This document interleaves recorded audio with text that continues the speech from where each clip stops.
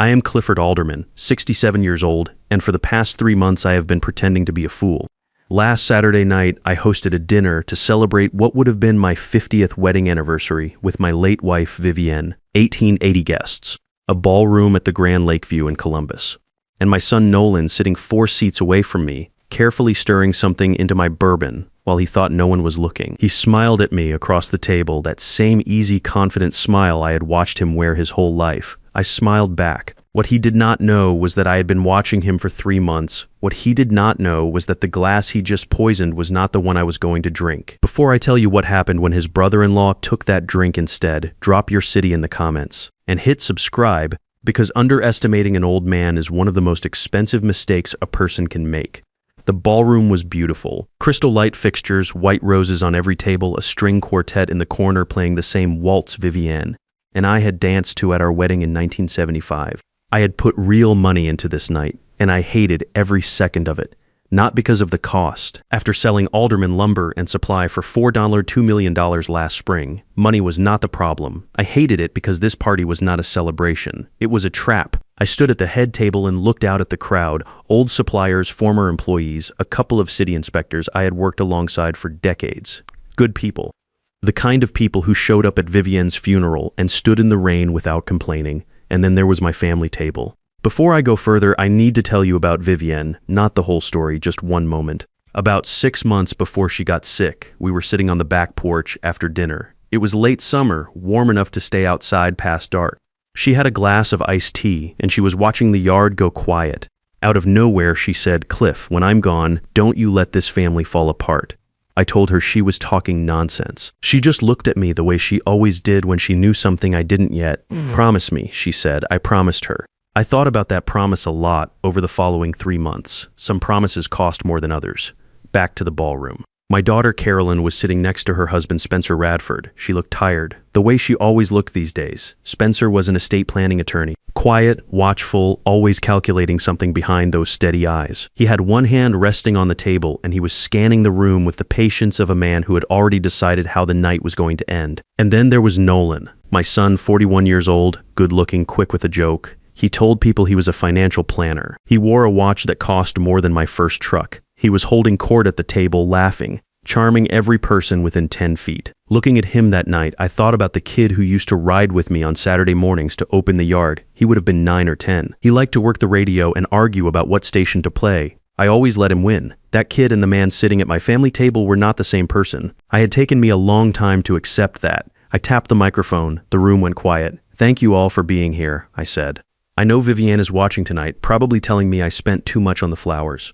A few laughs moved through the crowd. 50 years since that stubborn, beautiful woman agreed to marry a guy with sawdust on his boots and a pickup held together with hope. She believed in me when nobody else did.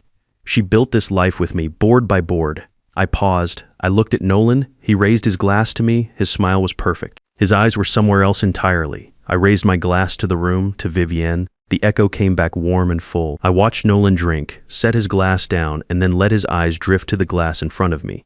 The one he had prepared, he was waiting. I excused myself from the head table and moved through the crowd, shaking hands, accepting condolences, dressed up as congratulations. But I kept Nolan in the corner of my eye the whole time. He was relaxed now, settled back in his chair, confident the hard part was done. When I made my way back to the family table, I came from the far side, approaching from behind. I leaned down close to Nolan's ear and spoke quietly.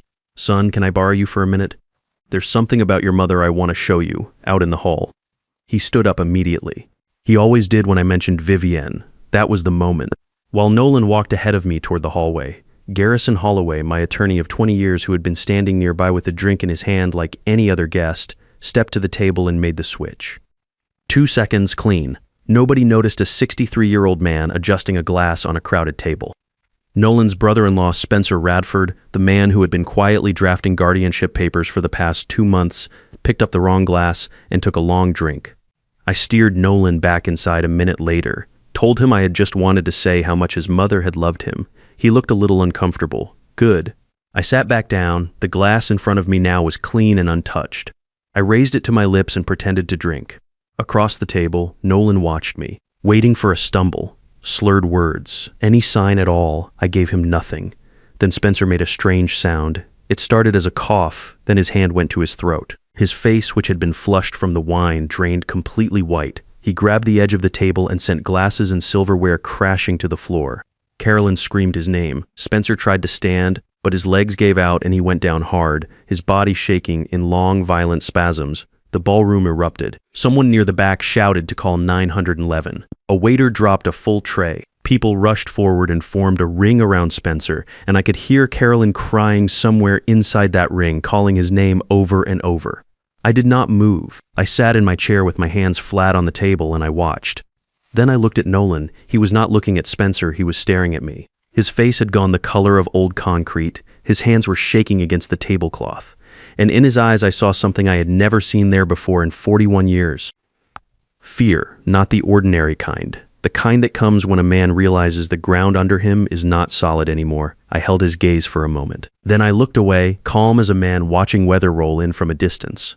The paramedics arrived in 8 minutes. They worked on Spencer right there on the ballroom floor, stabilized him, and loaded him onto a stretcher. Hotel security moved the guests out in groups. The white roses got trampled, the string quartet packed up in silence. By 10 o'clock, the beautiful room was empty except for staff and police tape near the family table. I rode to the hospital with Garrison behind the wheel. It worked, I said quietly. Garrison nodded. He did not say anything else. There was nothing to celebrate. We had just watched a man go down on a ballroom floor. The fact that he had been working to destroy me did not make the image easy to sit with. The ER at Riverside was all fluorescent lights and disinfectant and the steady beeping of machines. Nolan was pacing the waiting area when I arrived. Carolyn was in a plastic chair with her face buried in her hands, still in her dinner dress, her shoulders shaking. I sat down next to her and put my hand on her back. She looked up at me. Her mascara had run and her eyes were red and swollen. She looked like the little girl who used to fall asleep on the couch waiting for me to come home from the yard. "Dad," she whispered, "what happened to him? He was fine, and then he just—" "I know," I said. "I know, sweetheart."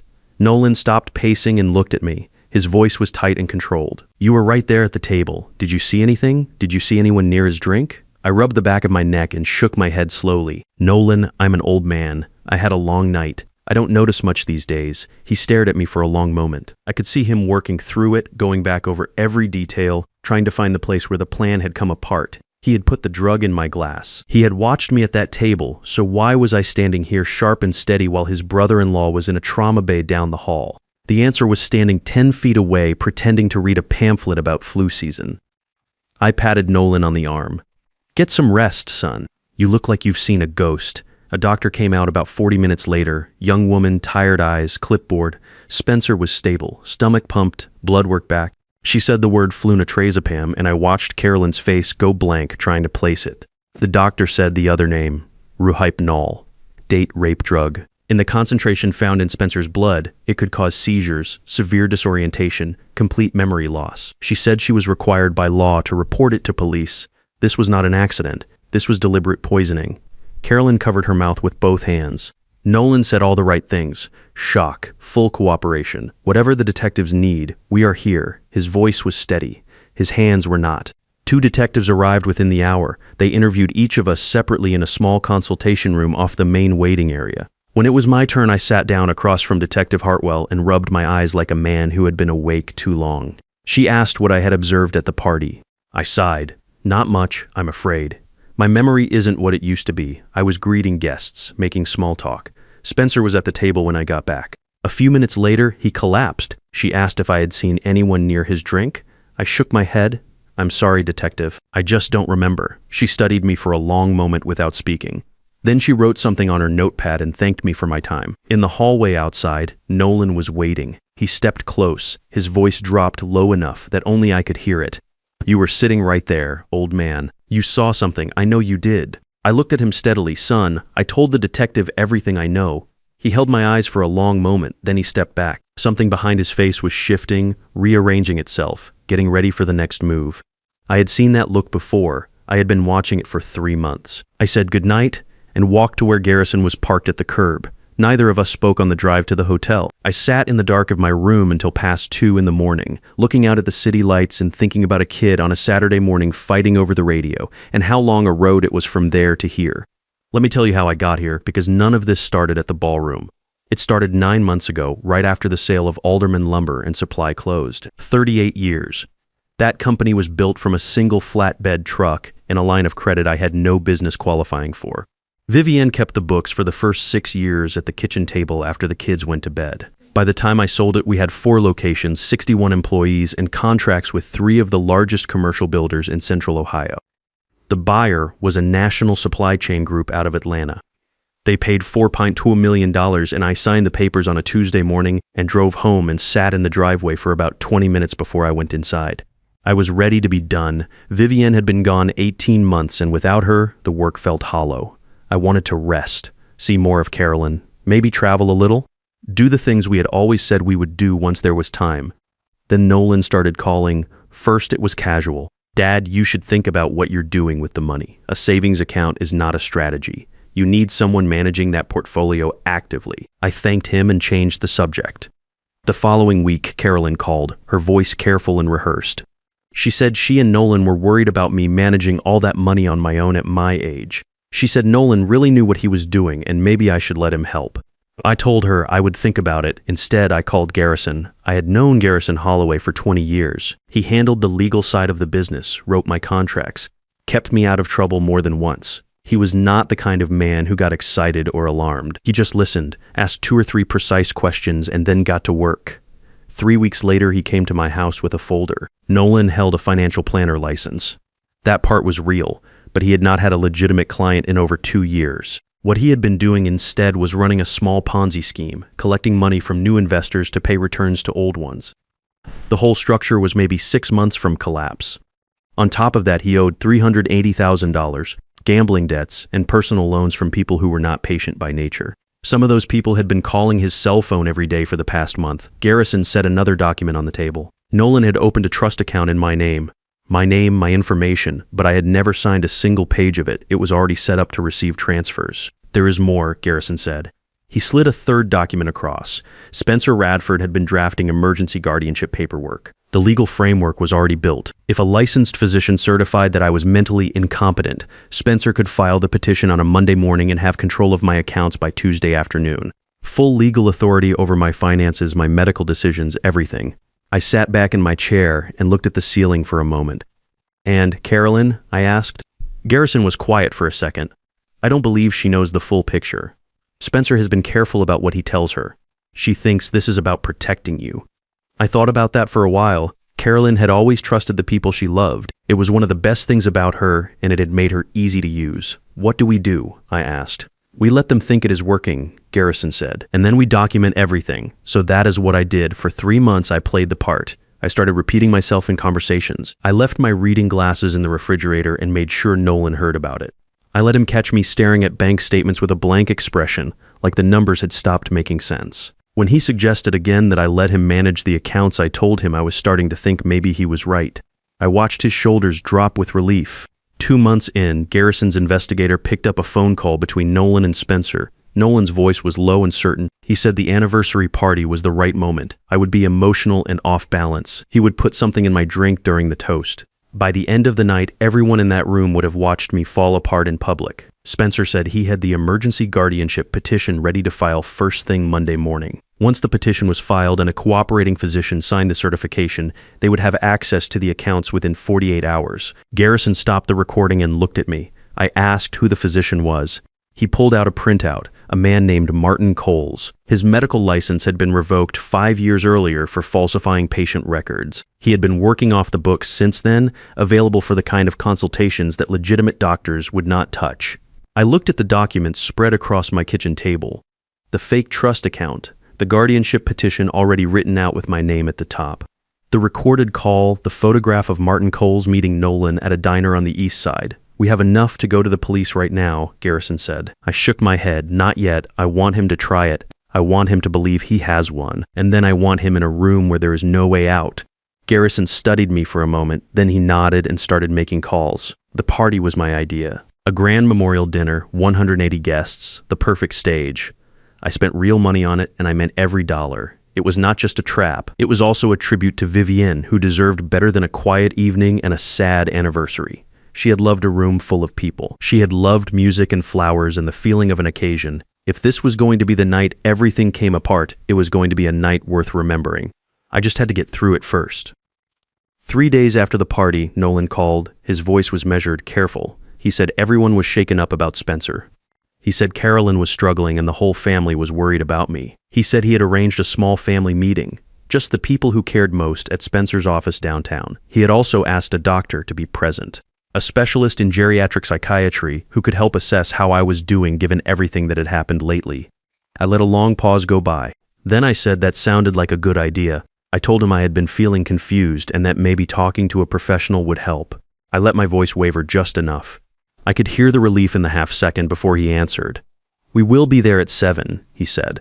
"Just come as you are, Dad. We only want to help." I hung up and called Garrison immediately. He said his team had been ready for 2 days. Cameras were set up inside Spencer's office building. Detective Hartwell had a warrant and was standing by with her partner. Garrison would be in position before I arrived. I put on a plain shirt and drove myself downtown. I walked into Spencer's office at 7 minutes past 7, moving slowly, looking around the reception area like a man trying to remember where he was supposed to be. Nolan met me at the door and guided me by the elbow into the main conference room. Carolyn was already seated, her hands folded tight in her lap. Spencer sat at the head of the table, still pale from the hospital but composed. Next to him was a man I did not recognize at first glance. Silver hair, bow tie, the practiced calm of someone who had done this kind of meeting many times before. Nolan introduced him as Dr. Richard Hartley, a specialist brought in by the family. His real name was Martin Coles. Garrison had confirmed it that morning. Martin Coles extended his hand and told me the family was very concerned and had asked him to have a simple conversation to see how I was getting along. I shook his hand and looked around the room with wide, uncertain eyes. "I don't understand," I said quietly. "Carolyn, what is happening?" "Who is this man?" Carolyn started to cry. She told me it was okay. She said everyone was there because they loved me and wanted to make sure I was safe. Nolan guided me to a chair at the table like I was made of glass. He told me to sit down and that everything was going to be fine. Cole sat across from me and spoke in a smooth, rehearsed voice about the concerns the family had shared with him. Confusion, memory lapses. Difficulty managing complex financial affairs. He said denial was often the first sign of a deeper problem, and that the people in this room only wanted to get me the care I needed. Then Spencer opened a folder on the table and slid it toward me. Power of attorney, guardianship consent forms, an admission application for a private psychiatric facility in northern Ohio. "We just need your signature on a few pages," Spencer said. "Once this is in place, Nolan and I can take the stress of managing your finances completely off your plate. You will not have to worry about any of it." I looked at the papers, I looked at Nolan, I looked at Carolyn, who was still crying softly and watching me with eyes full of a guilt she did not yet fully understand. Then I looked back at Nolan and spoke in a voice that had not wavered once in 38 years of running a business. "Nolan, this is your mother's money too. Are you sure about this?" His jaw tightened just slightly. "Mom is gone, Dad. This is family money. You just need to sign. It is the right thing for everyone." "The right thing," I repeated. I nodded slowly. I set my hands flat on the table. And then I raised my head and spoke clearly. "Garrison, did you get all of that?" The side door of the conference room opened.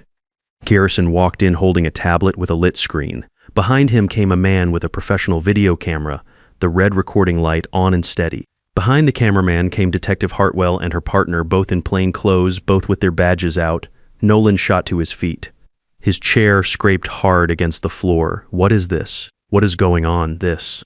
Garrison said calmly, "is a recording of you and your associate attempting to fraudulently commit a mentally competent adult to a psychiatric facility. It is also a recording of a conspiracy to obtain his assets through falsified legal documents and a fraudulent medical evaluation."